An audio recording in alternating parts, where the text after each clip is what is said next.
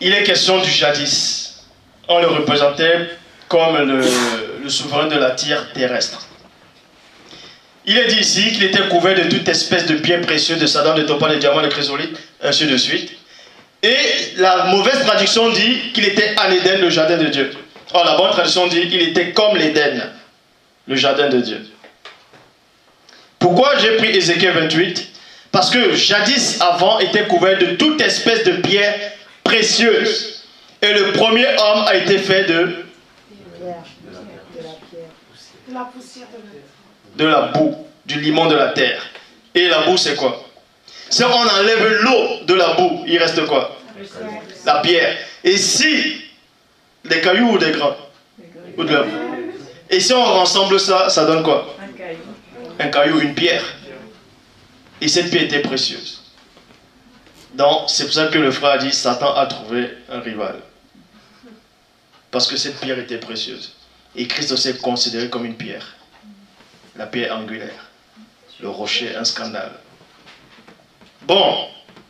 C'est pour ça qu'il a appelé Dalé Pierre. Dalé, la pierre. Tu vois, tu es pierre, sur cette pierre je bâtirai mon église. Et l'église n'est pas une révélation. Toujours la pierre. Et Satan était couvert de toute espèce de pierre précieuse.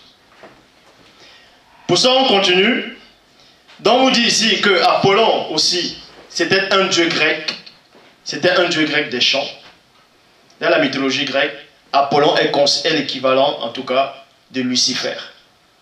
Parce qu'il portait, soi-disant, la lumière dans le soleil. C'est lui qui entraînait le soleil.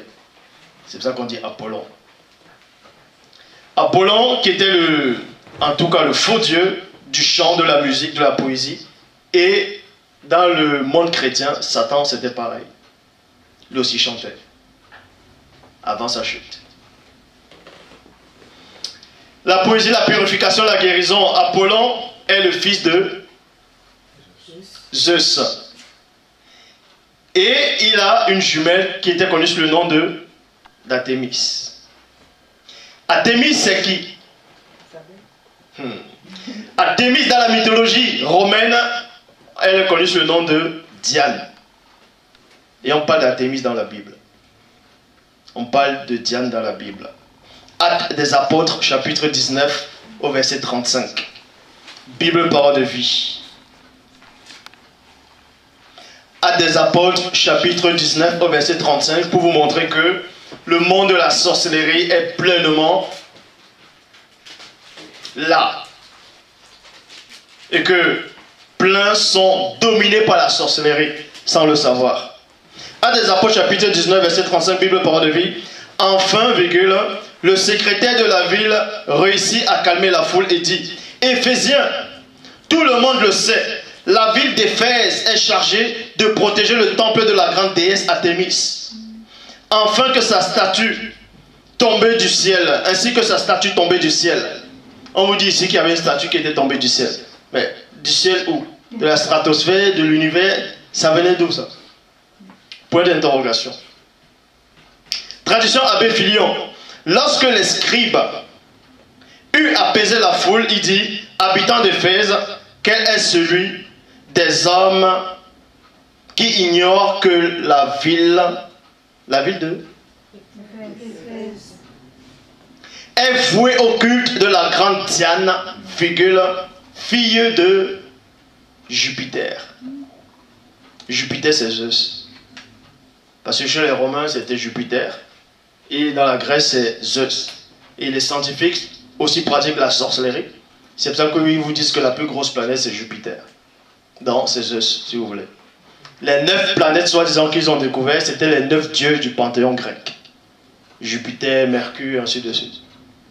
Donc, vous vivez dans la sorcellerie totale. Les enseignements, la science et de la sorcellerie. Les livres d'histoire, en tout cas, que les Néphilim ont écrit, c'est de la sorcellerie. C'est pas de la science-fiction, c'est de la sorcellerie. Un roi, qui pourra lire d'abord Acte 19, 35 dans sa version. Il est dit: cependant, le secrétaire, ayant apaisé la foule, dit: homme éphésien, quel est celui qui ignore que la ville d'Éphèse est la gardienne du temple de la grande Diane, et de son simulacre tombé du ciel. Oui, la grande Diane. La grande Diane. Bon, parce qu'il y a une femme derrière. L'esprit de Jézabel est toujours là. Quand on voit la statue de la liberté, c'est une quoi? Une femme. C'est une femme. Le symbole de la France, c'est? Une femme. Ah ah. Ah oui. Ah oui. Mais ce que vous ignorez, c'est que le symbole même de la statue de la liberté existait déjà dans l'Afrique. Ça existait déjà, ils ont fait que reproduire et modifier et changer tout. Parce qu'elle tient une torche et la loi. La loi représente la loi de Dieu, mais ils ont troqué cela. Et la torche représente la lumière, l'illumination. Bon. Et elle a des sandales, si vous remarquez bien, pour apporter l'évangile. Mais ils ont fait que reprendre. Mais elle aussi portait. Voilà. Ils ont copié le peuple de Dieu. Bon. 1 Roi, chapitre 21, verset 25. Bible, parole de vie. Personne n'a jamais cédé à ses désirs comme Akab en faisant ce qui est mal aux yeux du Seigneur. En effet, sa femme Jézabel l'a entraîné dans le mal. Donc si sa femme Jézabel l'entraîne dans le mal, il entraîne aussi le peuple d'Israël dans le mal. Et s'il entraîne le peuple d'Israël dans le mal, vous êtes sur le joug de la sorcellerie. 1 Roi 22, 26, Bible dans l'Urtigie. Il s'est conduit d'une manière abominable en s'attachant aux idoles, comme faisaient les Amorites que le Seigneur avait chassés devant les Israélites. Ézéchiel chapitre 14 au verset 3, Bible en français courant.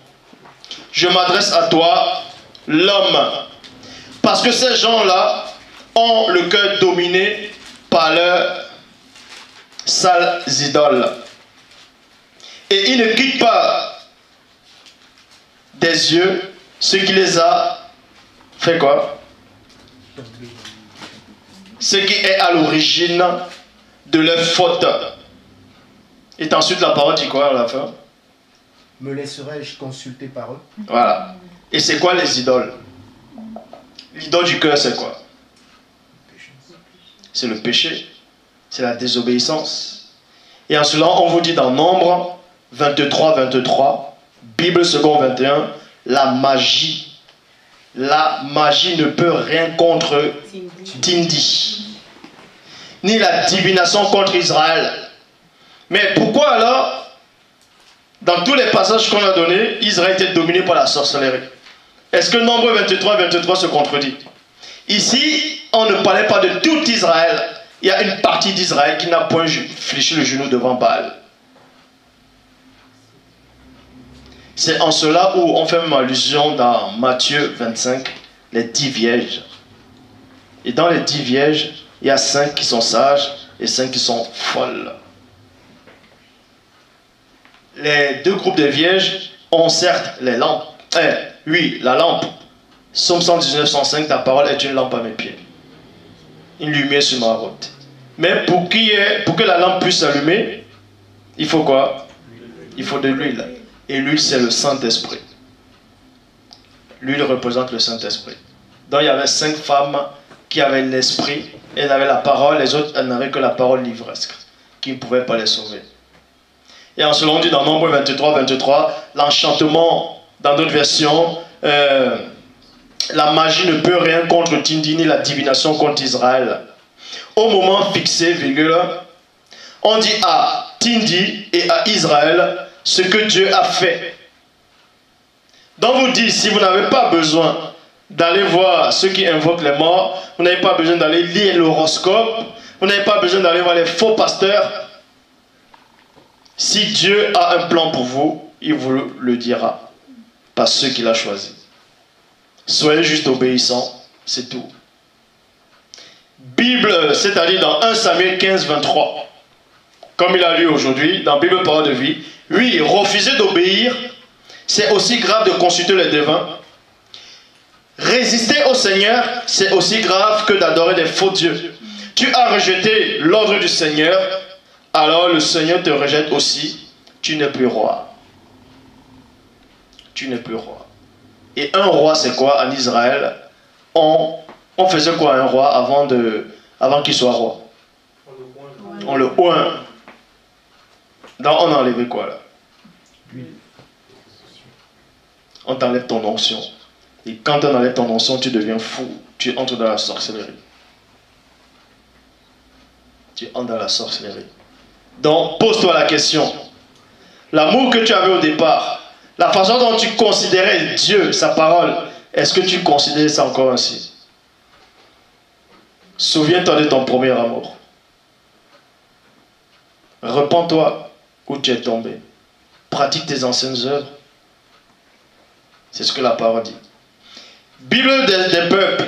La révolte est un péché aussi grave que la sorcellerie. La désobéissance un crime aussi grave que l'idolâtrie. 1 Samuel 15, 26. 1 Samuel 15, 26. Mais Samuel répondit à Saül, je ne reviendrai pas avec toi, puisque tu as rejeté la parole du Seigneur. Le Seigneur t'a rejeté pour que tu ne sois plus roi en Israël. Verset 27, il est dit, comme Samuel se retourna pour s'en aller, Saül le saisit par le pan de son manteau qui se déchira. C'est pour ça que tous les gestes des prophètes sont des gestes prophétiques. Là, ils ont déchiré le manteau. Verset 28, il est dit, alors Samuel lui dit, aujourd'hui le Seigneur t'a arraché la loyauté d'Israël et il a donné à ton prochain qui vaut mieux que toi. Verset 29 dit quoi? Celui qui est la force d'Israël ne ment point et ne se répand point, car il n'est pas un homme pour se repentir. Donc Dieu ne se repent pas. Dieu n'est pas un homme. En cela dit dans Josué chapitre 7, au verset 11 à 12, Bible parole de vie, Josué 7, 11 à 12, les Israélites ont péché, point. En effet, ils n'ont pas respecté les règles de l'alliance que je les ai commandé de suivre. Ils ont pris des objets interdits. Point. Ils les ont même volés et cachés parmi les bagages. Donc il y avait des objets qui étaient voués pour interdits. C'est-à-dire c'était des abominations. C'était des objets pour des choses, pour des rituels. La sorcellerie. Donc quelqu'un a pris les objets, il a introduit dans le camp, dans le peuple d'Israël. Et c'est-à-dire c'était la brèche. Il a réussi à mettre une brèche, un trou, une porte d'entrée. Quand il y a une porte d'entrée, écoutez attentivement, quand il y a une porte d'entrée, Satan va toujours entrer. Que vous soyez fort ou pas, dès qu'il y a une brèche, Satan il entre. Et ensuite on vous dit, c'est pourquoi les Israélites ne pourront plus, et non, les Israélites ne peuvent pas, mais ne pourront plus résister à leurs ennemis. Ils fuiront devant eux. En effet, ils sont devenus comme l'objet interdit.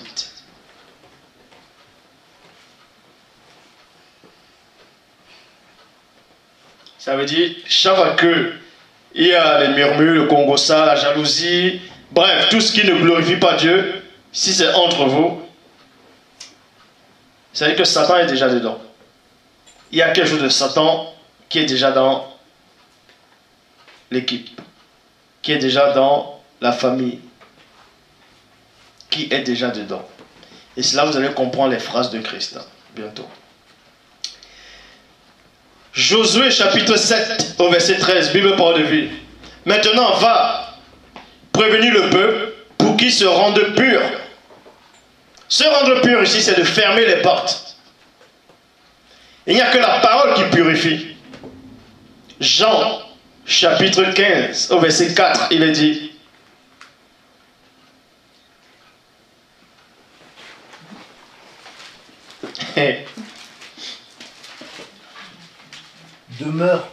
Demeurez en moi et je demeurerai en vous. Comme le sarment ne peut de lui-même porter du fruit s'il ne demeure attaché au cep. Ainsi, vous ne le pouvez non plus si vous ne demeurez en moi. Voilà. Donc, on vous demande ici de demeurer dans la parole, d'être fidèle à la parole. Si vous n'êtes pas fidèle à la parole vous rejette. Vous êtes expulsé. Donc, vous n'êtes plus protégé. Vous ne pouvez pas combattre les forces occultes avec votre propre force. Ce n'est pas possible. N'essayez même pas. C'est comme si vous allez à la forêt lutter avec un gorille, là, actuellement, à main nue. Vous ne pouvez pas, c'est sa nature. De même qu'un bébé ne va pas lutter avec vous. À part peut-être les bébés et les dessins animés.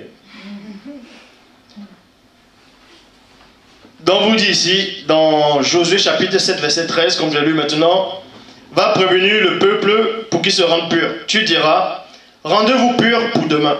Rendez-vous pur pour demain. Demain c'est un autre jour, c'est pour ça qu'on dit rachetez le temps. Donc rendez-vous pur pour demain. Pourquoi demain? En effet, voici ce que moi, le Seigneur Dieu d'Israël, je dis aux Israélites, vous possédez des objets que j'ai interdit de prendre, plutôt, si vous ne les détruisez pas, virgule, ainsi que celui qui les a pris. Il se passera quoi? Vous ne pourrez pas résister à vos ennemis. Vous ne pouvez pas.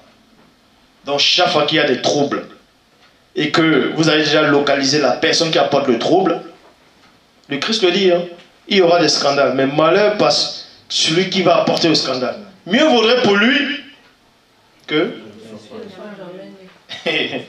Donc, faites attention. Jean chapitre 14 au verset 30. Bible des peuples. Je ne vous parlerai plus beaucoup désormais. Déjà, s'approche le prince de ce monde. Mais en moi, il n'y a rien qui soit à lui.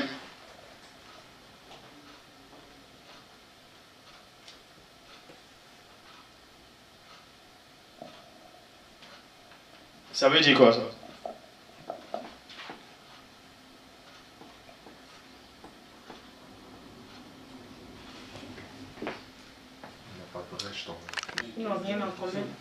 Nouvelle Bible seconde. Il n'a rien en moi qui lui appartienne.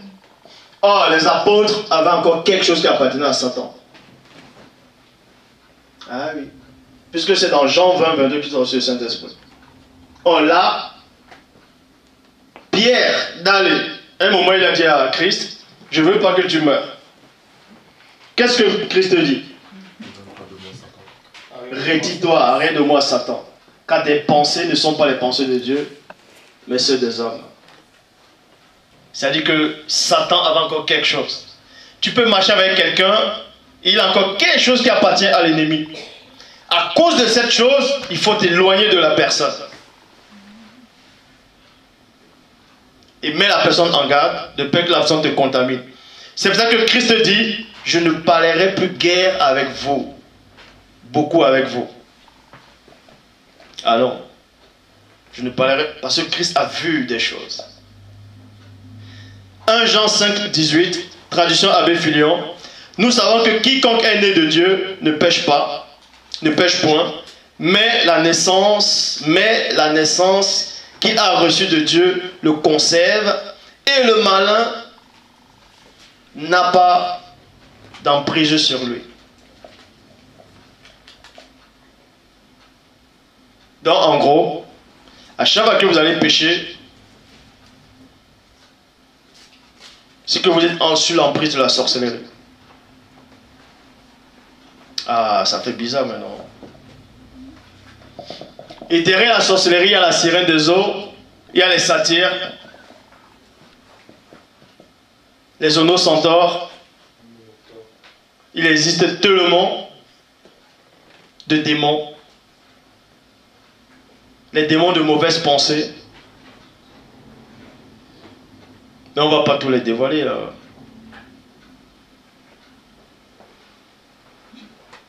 Comment? Les djingus, les succubes et les incubes, les maris et les femmes de nuit. Ça vous vide. Ça vous change, ça vous transforme. Je ne vais pas trop entrer en détail. Maintenant, si vous avez des questions par rapport aux 3 enseignements,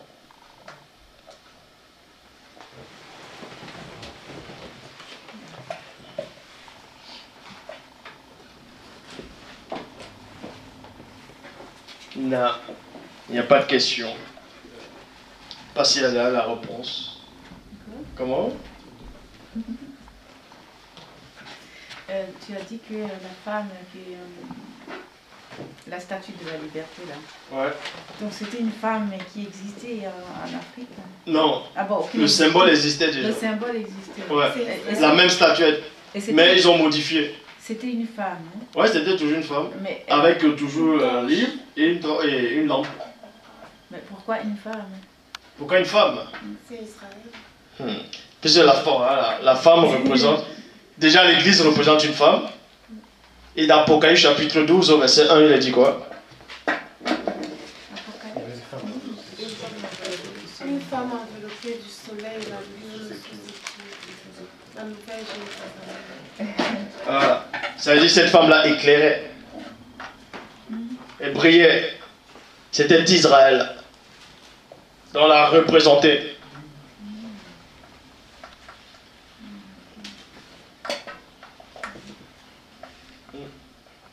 Eh oui. Question.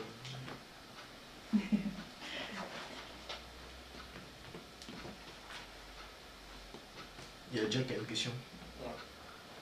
Par rapport aux 70 anciens qui ont été sélectionnés, oui. On sait que bon, il n'y a pas de, on va dire, avec le créateur, avec l'Oba, il n'y a pas, ce n'est que la précision. Bon, il y avait 70, on va dire, sorciers de tous côtés, qui avaient dans le temps, à l'époque, Ézéchiel 8. Ézéchiel, voilà, Ézéchiel 8, avec plus le monsieur qui était là, ça fait oui. 71. Ce qu'à Ézéchiel a vu, qui a été transporté dans la vision, oui. La porte, le trou qui a été ouvert, est-ce que les 71 personnes, ils ont ouvert des portes dans le, enfin, des portes, des trous plus ou moins dans le peuple? Dans le peuple? Je dis plus c'était des sorciers ensemble. Est-ce qu'il fallait, comme on a sélectionné 70 plus le Christ, il fallait encore que 71, on va dire, personnes plus reboucher, puisque la parole dit que, enfin, l'Oba dit, enfin, à travers la parole dans l'écriture, qu'on cherche un intercesseur qui va se positionner pour boucher les trous. Quand tu lis la suite, tu verras qu'il y avait un homme vêtu de lin qui est venu marquer le peuple d'Israël. Tous ceux qui étaient fatigués de ça. Et les messagers sont venus, ils ont frappé. Tu peux lire la suite. En fait, ça symbolise quoi? Les 70 qui ont pris le pouvoir sur les démons. Dans Luc 10. Parce que les anges ont commencé à exterminer ceux qui étaient qui pratiquaient la sorcellerie.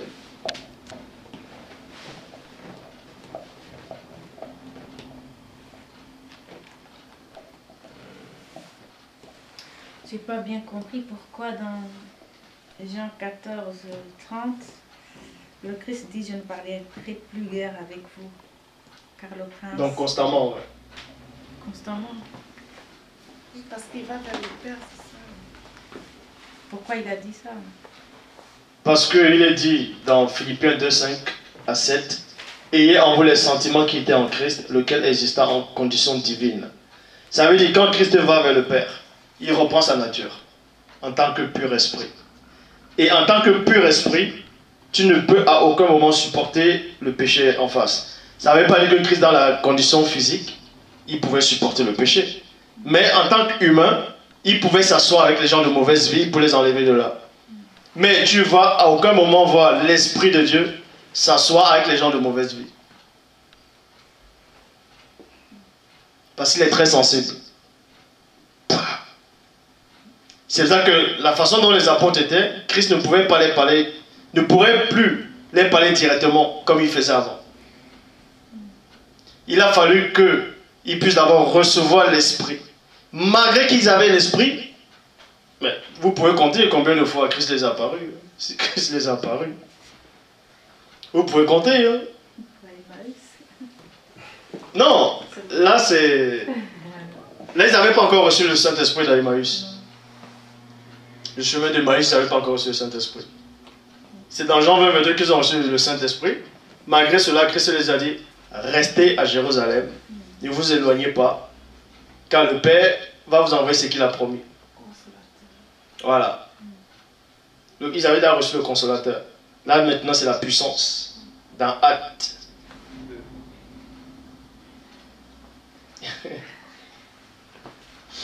J'allais demander, est-ce qu'un sorcier meurt vraiment? Par exemple, Jézabel, ça veut dire chaque fois son esprit peut-être quitte un corps pour un autre corps. Non. Quand tu meurs, ton esprit retourne. Ça ne revient pas. Je veux dire la mort physique, est-ce que les sorciers... Les sorciers, tout ce qui vit connaît la mort physique. Maintenant, c'est quand on dit Jézabel peut être toujours là, ce n'est pas cette Jézabel la physique qui revient, ou son esprit directement revient.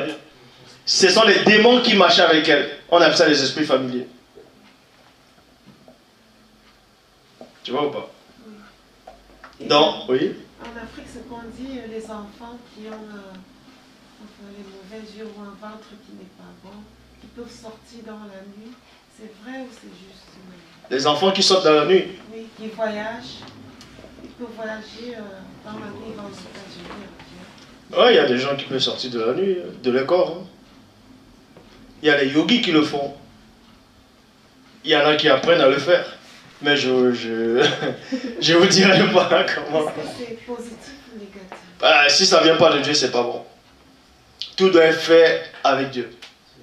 À chaque fois que tu sors de ton corps, il faut toujours un guide. Parce que quand tu sors, tu peux te bloquer. Quand tu sors de ton corps, tu ne sais pas ce qui vient après dans ton corps quand tu reviens. Tu vois? Or, chaque fois que les prophètes sortaient, les corps étaient protégés par l'Esprit de Dieu. Ils étaient toujours gardés. Parce que quand tu sors, ton esprit sort, il y a néanmoins un lien, boum, un autre esprit vient s'installer. Et là, c'est chaud pour toi après. Et les voyants? Les voyants, ils ont fait Par quoi? exemple, dans ma tribu, il y a des gens qui peuvent prévoir quelque chose de négatif et peut-être dire, voilà, il faut suivre tel chemin. Et dans la majeure partie des cas, ça marche. Ben ça c'est normal, c'est rien ça. Il n'y a C'est pas que... mauvais ou c'est pas mauvais? Bon, si ça vient de Dieu, je vais t'expliquer. Les voyants d'abord, les sorciers, on les appelait des voyants à l'époque. Un voyant, c'est celui qui voit le futur. Tu peux ne pas être un sorcier et voir ce qui va arriver là-dessus là peut-être une semaine. Parce qu'il est dit dans Job 33, 14 que Dieu passe pendant tantôt d'une manière, tantôt d'une autre, et là on lui prend point garde. Ce qui veut dire que tu peux être là, tu fais un rêve, ou un enfant fait un rêve, qu'il a vu, on vient brûler le village dans une semaine. Et il explique son rêve. Écoute bien, hein, il explique son rêve, et dans ce village, il y a un homme qui croit en Dieu, qui croit au vrai Dieu. Il va écouter ça, il saura que ça vient de Dieu. Il va prévenir le reste des villageois, ils vont s'éloigner et ils ne mourront pas. Et on a le droit, enfin, quelqu'un comme moi qui est dans la parole, est-ce que je... Le droit de les écouter? Enfin, est-ce que je peux les écouter? Non. C'est pas bon. Tu écoutes que la parole de Dieu, c'est tout. Puisque c'est Dieu qui te parle, en tout cas, pas sa parole. Tu n'as plus besoin de... C'est écrit dans Isaïe. Hein. Comment Israël a son Dieu, il va encore aller consulter les devins, consulter... Non, on ne peut plus se laver au village. Non, c'est de la sorcellerie, ça. C'est le Saint-Esprit qui l'a. Il te purifie. C'est la parole de Dieu qui te purifie. Se laver dans le village, là, non, c'est la sorcellerie. C'est de la sorcellerie. On prend des trucs, des incisions, on vous fait des trucs, mais... Ah non. On vous demande de courir autour du village nu, de reciter, c'est quoi? On vous lave avec les os des gorilles, on vous lave avec les os des serpents. C'est de la sorcellerie. C'est de la sorcellerie. Pourtant, c'était dans l'Afrique ancestrale. Pour ceux qui ont été corrompus. Pas toute l'Afrique, tous ne le faisaient pas. Une partie, si, mais une autre partie, non. Ah oui. On n'a pas besoin de rituels, tout ça. Dieu, il est là, ça suffit. La seule puissance qui existe, elle vient de Dieu. C'est sa parole. Que la parole de Dieu. Aie juste foi à sa parole. Le reste n'a aucun pouvoir sur toi. Tu imagines Christ...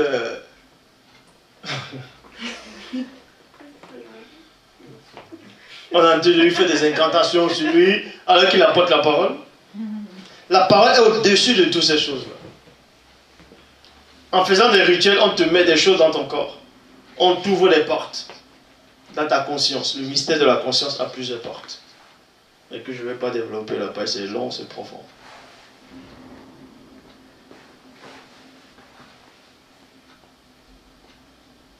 Question sur Samson. Il était immortel, mais c'était après la chute. Donc, pourquoi il était immortel? Parce que Dieu fait grâce à qui il veut. Donc il sera encore là. Il était consacré. Il serait encore là aujourd'hui. Ah oui. À côté de moi. Wow. Donc, c'est pour ça qu'il a dit, j'avais dit, vous êtes des dieux. Vous êtes tous les fils du Très-Haut. Cependant, vous mourrez comme des hommes. Eh oui. L'immortalité. Le verset qui dit qu'il est réservé à des hommes de mourir. Une seule fois, après qu'on vient le jugement, c'est dans Hébreux 9, 27. Donc ce verset, c'est pas pour tout le monde. Quand on dit il est réservé aux hommes de mourir une seule fois après qu'on vient le jugement, c'est pas tous les hommes qui passeront au jugement. En fait, quand on dit il est réservé aux hommes de mourir une seule fois, il est question des hommes qui ne connaissent pas Dieu, il est question de ceux qui obéissent pas à l'évangile, il est question de ceux qui n'ont pas Dieu. Parce que celui qui marche avec Dieu, il n'est plus considéré comme un homme simple, il est considéré comme un homme spirituel. Et Christ dit, celui qui croit en moi vivra quand même il sera mort. Donc, celui qui marche avec Christ ne meurt pas. Certes, le corps physique dort, s'éteint, mais il ne meurt pas. Et celui qui croit, qui met en pratique, ne passera pas au jugement. Et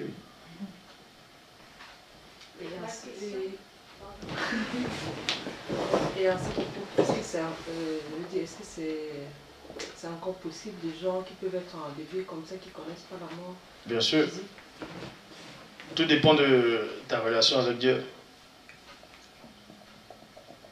Donc c'est pas prédestiné, c'est pas des gens que Dieu avait prédestinés de vivre cette idée-là.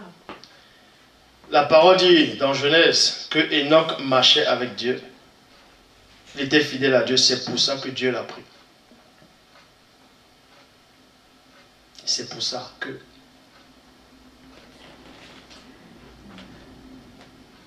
Dieu a trouvé ses œuvres bonnes et Dieu le prit pour qu'il ne voie point la mort. Est-ce qu'une femme peut aussi être prise comme... Ouais, si tu marches avec Dieu, il n'y a plus de... Il n'y a plus de ça. On n'a jamais vu ça dans la Bible. D'accord. Une femme qui a été enlevée. Non, la Bible que vous avez, elle ne dit pas tout. Hein. Moi j'ai une question sur justement la désobéissance, aussi pour l'avancement spirituel. Par exemple, à un moment, par exemple moi, à un moment, je peux me trouver à un niveau où il n'y a plus rien qui m'attire, où je n'ai plus de mauvaises pensées. Après, quand je reste plus longtemps sur ce niveau-là, et puis à un moment, bah, ça vient comme des flèches au fait.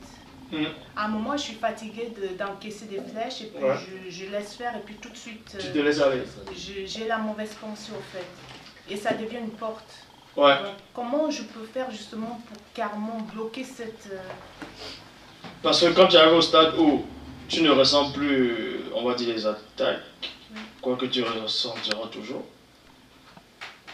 Quand tu arrives à ce stade, ne reste pas sur ta position. En gros, c'est comme si tu te glorifies de ce que tu as. Continue toujours. Mais comment justement je peux continuer? Parce que justement je reste sur ça et puis je veux continuer. Pour ça, maintenant, tu pries plus, tu médites plus, tu vas dans la forêt, c'est-à-dire dans la nature, tu médites plus, et c'est là où tu vas encore plus grandir spirituellement. Il ne faut pas se reposer sur ses lauriers.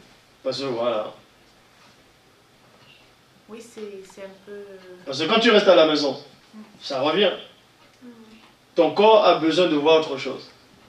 Parce que le corps, le premier homme a été formé où? Pas dans un hôpital, hein. Pas dans une maison. Hein. C'était en pleine nature. Ton corps a besoin d'aller dans la nature, d'aller méditer, de se rapprocher de la loi de Dieu. Parce que dans Genèse 1:11, il est dit la semence est dans la nature. Et on sait que la semence est la parole de Dieu dans Luc 8:11.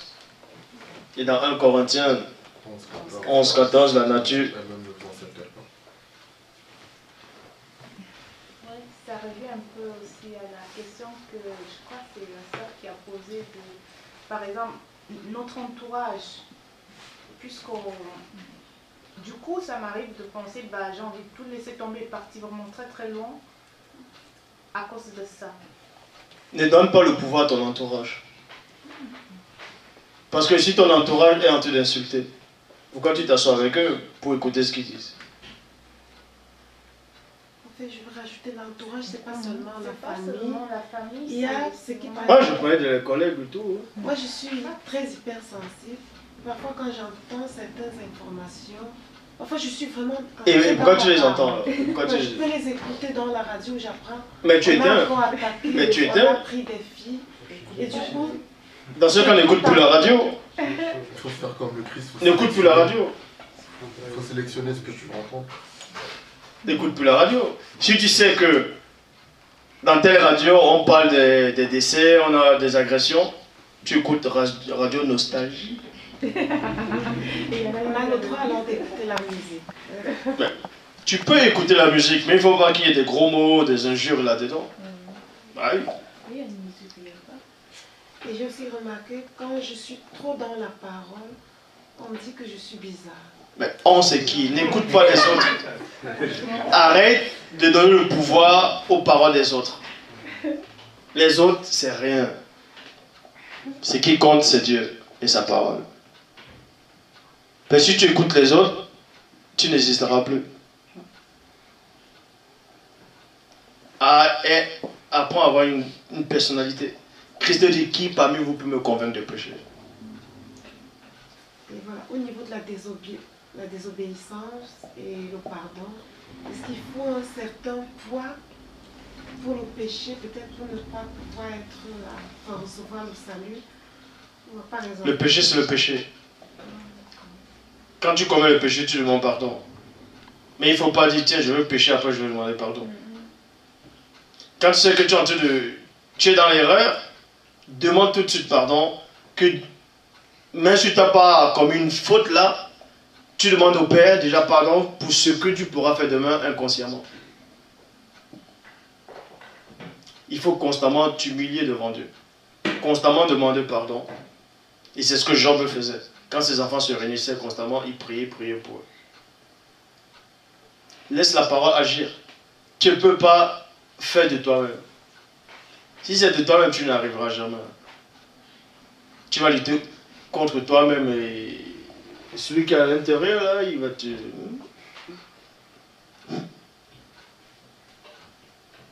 Ouais. Mais parfois, Oui. parfois on a tellement envie de marcher selon la parole. On aime cette parole. Mais on veut. Mais on n'y arrive pas. Enfin, je ne sais pas. Parce que tu as dit une phrase qu'il ne fallait pas dire. On a tellement envie. C'est-à-dire que l'envie là vient de toi. En fait, laisse la parole. Confie-toi à la parole. Ce que je veux savoir, c'est que la parole, elle est consciente, elle est vivante. Tu vois, tu m'écoutes là, on parle là. La parole, elle est consciente comme ça. Elle t'écoute, elle t'entend. Confie-toi juste à cette parole. Elle va t'aider. Donc mon envie ne compte pas. Non, c'est pas ça. Parce que quand tu vas mettre ton envie, tu vas aussi mettre ta volonté et tu vas mettre ta force. Et tu ne peux pas mettre ta force dans les choses de Dieu. Dans les affaires de Dieu. Ce que tu dois faire, tu lis, tu écoutes le message. En plus, le programme va commencer à partir de lundi. Maintenant, la question que vous posez là, c'est à partir de lundi que ça va vous aider à tout le monde à grandir spirituellement. Oui. C'est bien. On en a besoin. Oui. Merci.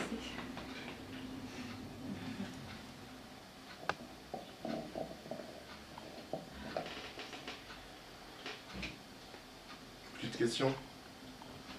Moi j'ai terminé. Je coupe le micro. Moi j'ai terminé. Pour l'instant.